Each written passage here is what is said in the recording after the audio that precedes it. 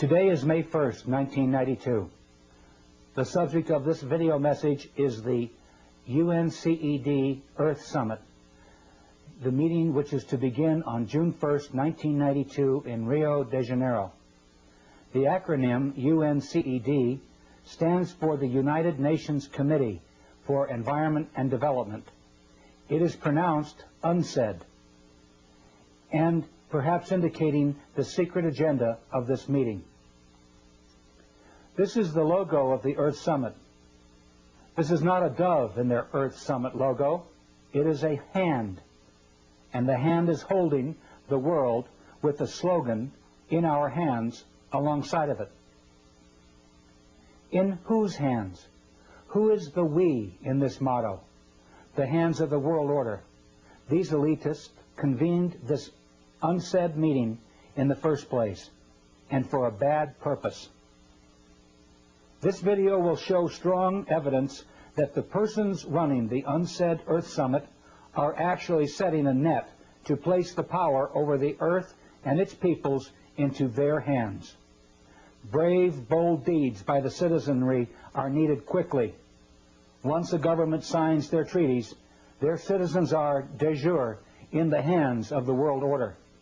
There's that motto again, in our hands. Whose hands? The same world order families that planned World War I and World War II, that tricked the third world countries to borrow funds and rack up enormous debts. The same world order that stole much of the money borrowed by Africans and other nations and hid it in Geneva banks. They are the persons who financed Hitler, manufactured the Holocaust, and managed to blame the terrible deeds on the German people. They can be credited with manipulating famines in Ethiopia and elsewhere, and purposely creating war and debt to bring societies into their control. The world order crowd are not a nice group of people. My name is George Hunt. I'm speaking to you from a video studio in Boulder, Colorado. I have attended some of the meetings and caucuses leading to the UNCED Earth Summit. I am a business consultant and a college teacher in small business management. I own an environment company too, and am very familiar with the environment hypocrisy that the world order crowd has taken over the environment movement. I am aware of their plans. Please pardon me as I read my script. I'm not a professional actor, and my memory will not serve me with the things that I want to say. The world environment movement will soon be in the hands of the world order if you and others do not respond with action after you view this videotape. Action may constitute showing this to 5 others. It may constitute showing it to a judge down the street or a city councilman who you know in your town. Pray for guidance, hoping that something good might come of your actions. Somebody is going to set the spark off. I really feel that it is not too late. When I served as an official host at a key environment meeting in Denver, Colorado in 1987, I was surprised to see David Rockefeller, Edmund de Rothschild, Secretary of State Baker, then Secretary of the Treasury, Maurice Strong, Waste Company Chairman and EPA Administrator William Ruckelshaus, UN Secretary General in Geneva, McNeil, and various World Bank and IMF officials there. What were the rich elite and bankers doing at an environment congress? Listen carefully. I will now attempt to show you how their enactments will work against you. Trust and foundation income is the cornerstone of the world order. They command politicians to do their bidding, and presidents, judges, and legislators lick their boots. Their swollen egos and bellies are never satisfied, and their lust for more is insatiable. Now world power and authority is in their grasp. Are we going to give it to them without a confrontation? Or, like they did to the Germans, will they blame the environment holocaust on you and get away with it? What is the World Summit meeting, and who is behind it? The UNCED World Summit, that's UNCED World Summit, is a key event in a series of environment meetings which have occurred since 1972. Maurice Strong, a UN official and an employee of the Rockefeller and Rothschild Trusts and Projects, convened the first Congress in Stockholm, Sweden in 1972. 20 years later, Maurice Strong is the Secretary General and convener of UNCED. In the 1970s and 1980s, numerous conferences created political action decrees, eventually to lead to the UNCED Earth Summit. I attended 2 meetings in Colorado in 1987 and 1991. Friends attended others in Los Angeles, San Francisco, and Des Moines. Here is a paper from the Des Moines meeting where Maurice Strong was in charge. Representative Gephardt's telephone number appears on the meeting documents. Here are some phrases from the document of the Secretariat for World Order, which were distributed at the Des Moines UNCED meeting. We are the living sponsors of the great Cecil Rhodes' will of 1877, in which Rhodes devoted his fortune to the extension of British rule throughout the world and colonization by British subjects of the entire continent of Africa, the Holy Land, the valley of the Euphrates, the islands of Cyprus and Candia, the whole of South America, the islands of the Pacific not heretofore possessed by Great Britain, the whole of the Malay archipelago, the seaboard of China and Japan, the ultimate recovery of the United States of America as an integral part of the British Empire. We stand with Lord Milner's credo. We too are British race patriots, and our patriotism is the speech, the traditions, the principles, the aspirations of the British race. Do you fear to take this stand at the very last moment when this purpose can be realized? Do you not see that failure now is to be pulled down by the billions of Lilliputians of lesser race who care little or nothing for the Anglo-Saxon system? Copies of this document are distributed to you with this videotape. At the Fourth World Congress meeting in 1987, some other bad remarks about common people were made. I'm going to play them for you now. For instance, here is David Lang, a Montreal international investment banker, one of their pack, decreeing that these environment and economic activities of the world order not be shared with the public. He calls us cannon fodder. Listen to this. I suggest, therefore, that this be sold not through a democratic process. That would take too long and devour far too much of the funds to educate the cannon fodder, unfortunately, which populates the earth. We have to take almost an elitist program that we can see beyond our swollen bellies and look to the future in time frames and in results which are not easily understood or which can be, with intellectual honesty, be reduced down to some kind of simplistic definition. Does it make you feel uncomfortable that the arrogant rich are close to complete rule over the United States, Canada, and other countries? Here's more. The decrees leading to the Earth Summit were dictated without debate or opportunity for dissent. The treaties the world order once signed at UNCED will supersede national laws.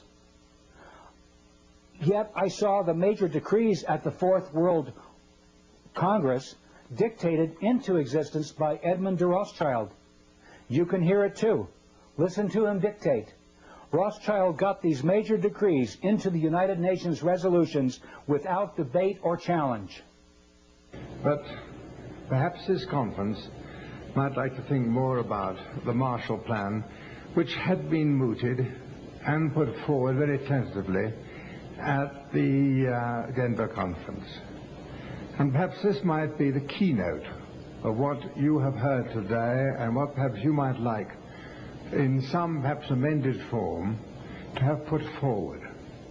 At this conference, recognizing the needs to protect our ecological and environmental heritage within the concept of the World Wilderness Congress, World Wildlife Fund, and all other bodies involved in the preservation of life on our planet, asked the Prime Minister of Norway, Right Honourable the Gro Harlem Brundtland, as one of the world's leaders of a greatly respected community, to be the promoter of this International Conservation Bank. By her Brundtland report, which has been widely circulated to world leaders, she could follow up this report with the recommendations to promote a second Marshall Plan, the third world debt relief, and finance for a stable development. Nobody at that caucus mentioned a second world Marshall Plan or a new currency system to finance a stable development. The World Conservation Bank had not been thoroughly discussed at all. I was denied the opportunity to openly challenge Rothschild's remarks at the caucus by the World Conservation Bank president and meeting chairman, I. Michael Sweetman. In world politics, the names of First World, Second World, Third World, and Fourth World are used to describe blocks of political entities. The First World is the capitalist countries of Europe and North America. They are industrial and are, therefore, the world's biggest polluters. The Second World is the Soviet Union and the Eastern Bloc countries. Do you remember Rothschild referring to a Second World Marshall Plan? He was speaking of the Soviet bloc countries, not a second Marshall Plan. He was speaking of the Soviet bloc countries and that they will be rescued by First World money. Europe was granted huge sums of money by the Marshall Plan in 1949, and the Second World will receive billions of North American money in this repeat performance. And guess what banking family will act as the main money changers for the Russian ruble, possibly absconding with billions? The Rothschild Group, of course. Rothschild made these remarks back in 1987, 2 years before the Berlin Wall was torn down. He was bragging to us that he knew the Soviet regime would collapse. Here are some April 1992 news articles about the progress of Rothschild's Second World Marshall Plan. They come from the New York Times, and the world order is right on time. Here is a April 15th, 1992 New York Times headline. $44 billion needed to aid ex-Soviets in 1992, IMF says. It's needed for a shift to the free market. Most of the help would finance imports of food and spare parts for 15 republics. My response to that is, sure. Another article in the international edition of the New York Times, Wednesday, April 29, 1992, had this to say about Rothschild's Marshall Plan. Although there has been much talk about building a new political order in the post-Cold War world, the events here in the last few days make clear that a new economic order is also rapidly emerging. Washington cannot bankroll a Marshall Plan for the former Soviet republics because the task is so enormous and because the American economy is debt-ridden and no longer so dominant. That is why Washington has asked the IMF to run the rescue operations, which are expected to cost $44 billion this year. Well, Rothschild really called it, didn't he? Soon after these remarks were made, the Rothschilds reopened the Rothschild Bank in Frankfurt, Germany, after 50 years of closure. They are now conveniently available to stabilize the Russian ruble with money from the West. Question: do we really want to send North American money abroad so the Rothschilds can make multi-billion-dollar windfalls on the currency trades? Let's talk about the Third World now.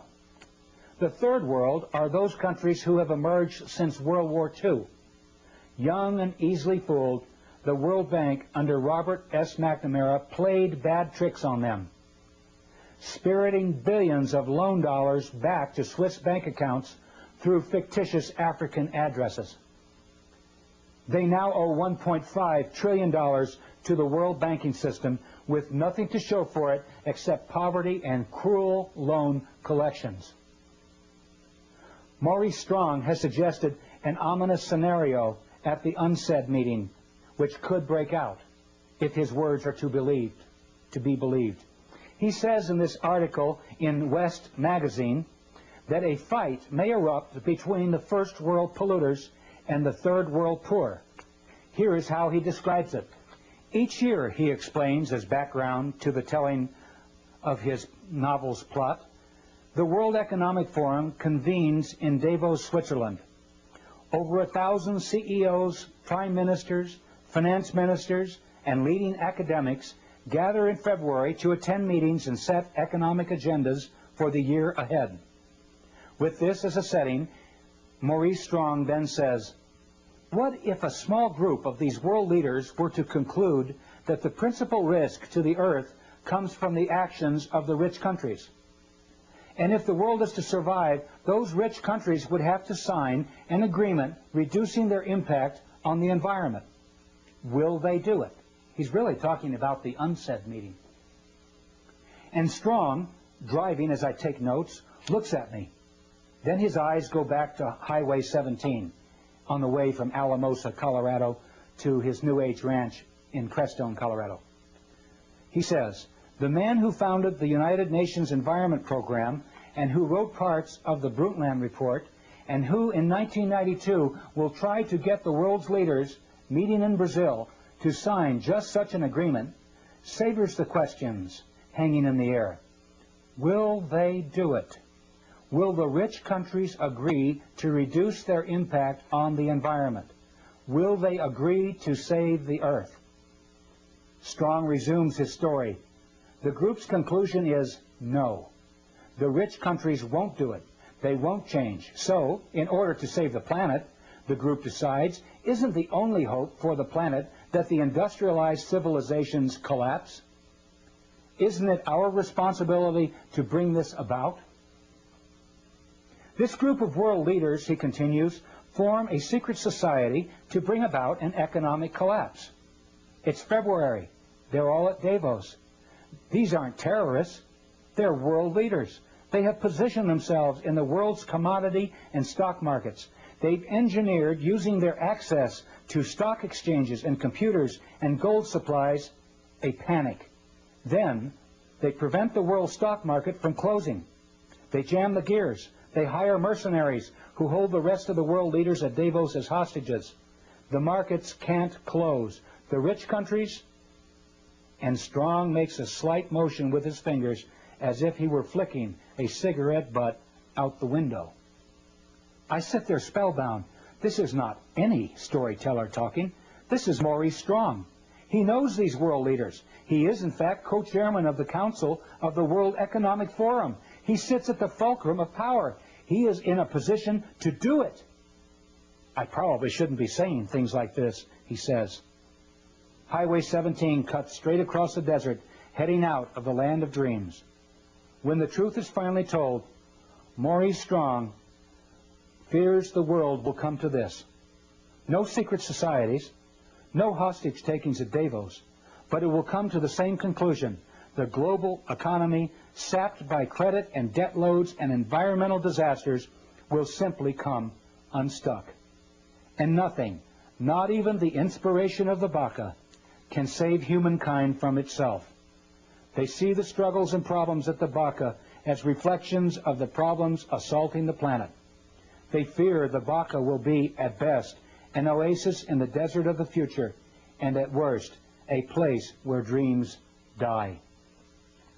Even if Strong is fictionalizing and imagining, why would he even suggest these things? The point remains, something important is going to happen at the UNCED Earth Summit. The fourth world. No one really talks about the fourth world, do they? That's because we haven't seen the fourth world come about. The fourth world came up in the title of the Congress I attended. It was called the Fourth World Wilderness Congress. Maurice Strong said it was called the Fourth World because it was the fourth one of these environment congresses that Edmund de Rothschild had created. I learned later that the world order refers to the coming one world government as the Fourth World. World control by the world order, where there is no more first, second, and third world. Just a boundaryless planet which is called the fourth world wilderness. Yogis and shamans refer to it as the fourth world wilderness, the lostness of the mind. The lostness of the mind refers to the collective consciousness. Persons will be coerced through lies, drugs, fear, and pain to surrender themselves, their egos, to the collective consciousness. The fourth world will be a return to a society much like the Caesars or Babylon or the Fourth Reich, within the fictionalized societies described in Huxley's Brave New World and Brave New World Revisited and Orwell's classic 1984. We will flourish with only a whimper. The world order wants to create a new society out of the ashes of chaos, a collectivist fourth world complete with a collectivist religion, collectivist finance, and unchecked world national socialism. The world order will offer Gaia, Mother Earth, to the masses as the Big Brother image to worship in the fourth world. Maurice Strong has already set up a 140,000-acre project in Crestone, Colorado, to develop this Earth religion system. Projects are funded by the Rockefeller Fund, among other foundations. The Earth Summit will link environment with industry. The lords of the UNCED conference will be the masters of who gets what and when if we don't do something about it quickly. Who leads the environment movement? The convener of the summit, Maurice Strong, identifies Baron Edmund de Rothschild as the creator of the environment movement. Here are his own words describing Rothschild as the positive synthesis of environment on the one hand and growth and development on the other. Listen carefully as Maurice Strong introduces Baron de Rothschild. So there is no better person. He epitomizes in his own life that positive synthesis between environment, conservation on the one hand, and economics on the other. And I'm just delighted to have this opportunity of introducing to you Edmund de Rothschild.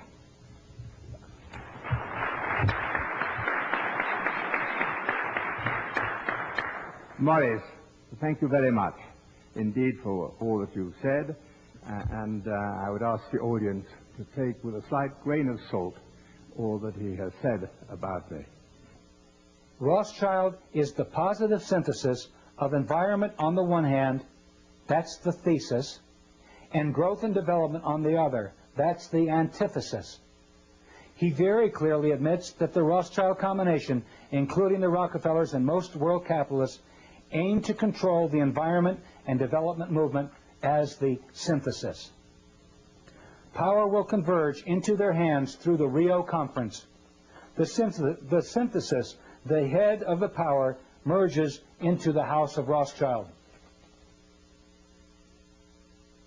Another speaker at the Fourth World Conference was David Rockefeller, world energy capitalist and banker. He was named Mr. Growth and Development at the meeting. His counterpart, William Ruckelshaus, organizer of the EPA and creator of its laws under Presidents Ford and Reagan, was dubbed Mr. Environment. Here is a picture of the chuckling antagonists at the meeting. Mr. Environment Ruckelshaus is the CEO and chairman of the board for BFI, Browning Ferris Industries, one of the largest private environment companies in the world.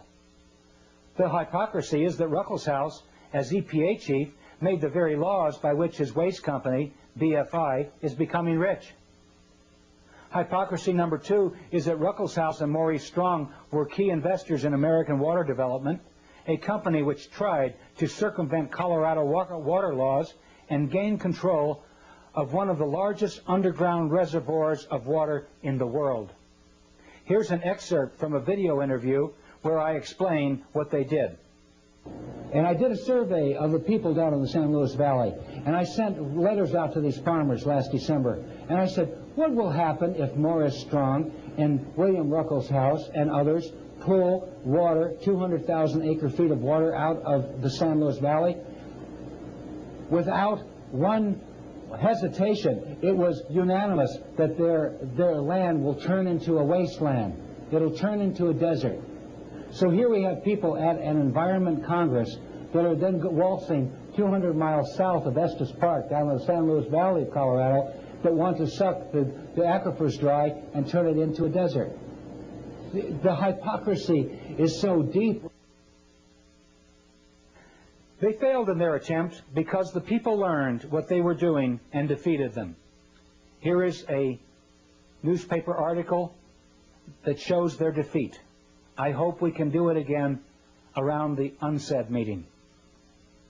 Let's hear a little more from Maurice Strong and Edmund de Rothschild and lock in on what kind of people are running the UNCED summit meeting.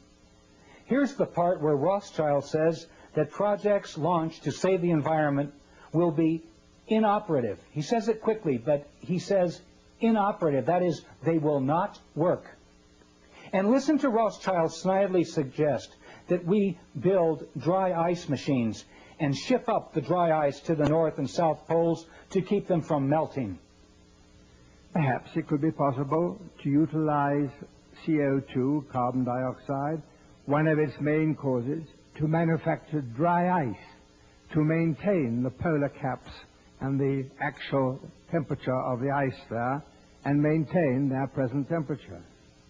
Innovative and modern technology, world waste material, collected and perhaps burnt in volcanic areas or buried so deep in the earth, in the wilderness desert areas of the mid-Sahara where nobody goes, or in the empty quarter in Arabia or the Gobi Desert.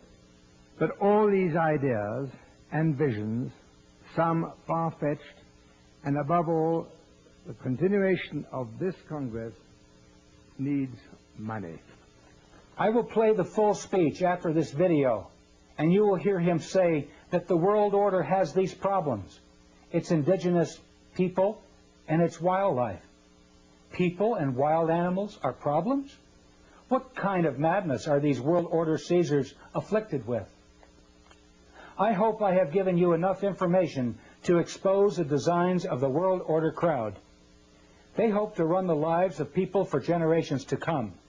They are the same crowd who created a Hitler, arranged the assassination of Lincoln and Kennedy, and have indicated elsewhere that they want to drastically reduce the population of the world to make environment and development more sustainable. Please quickly carry the truth to others. This video has photocopy exhibits accompanying it too, and you can make unaltered copies of this videotape as much as you please. Large quantities can be ordered at $8 a piece, including photocopied materials, plus postage, until July 4th, 1992. Send your orders and checks to this address. If you want to talk, I will call you collect. So send me your phone number.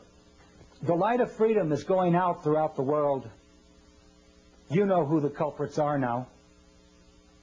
It may not be too late to educate key people who can stop them.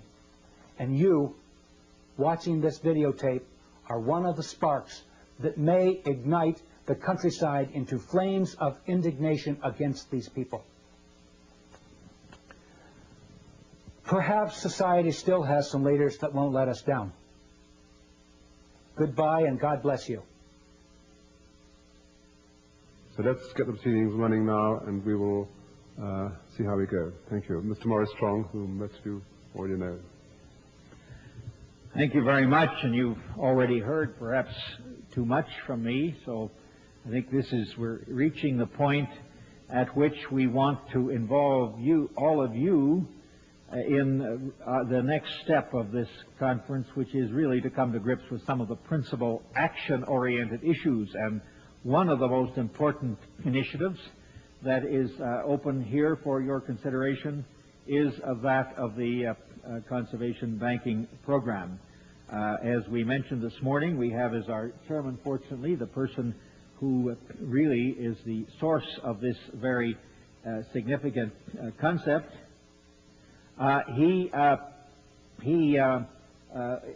is one of the trustees of the International Wilderness Foundation, which sponsored this meeting. He was at the first of these congresses. So his conversion to the relationship between conservation and economic development has been a pioneering one, is work on mini dams. I used to be in the hydroelectric power part of the energy business myself. Many of the energy developments that we've seen have come from his early anticipation of our energy needs and his early work in supporting pioneering initiatives to deal with these needs. So there is no better person. He epitomizes in his own life that positive synthesis between environment, conservation on the one hand, and economics on the other. And I'm just delighted to have this opportunity of introducing to you Edmund de Rothschild.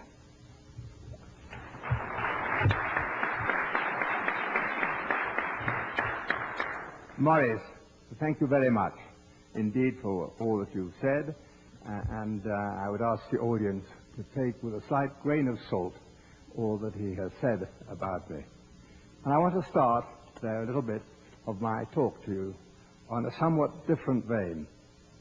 You see, in order to further the ideals of the world wilderness concept and to prevent the concept and this concept just to remain an ideal, it is of paramount importance to find ways and means of finding and promoting its rationale.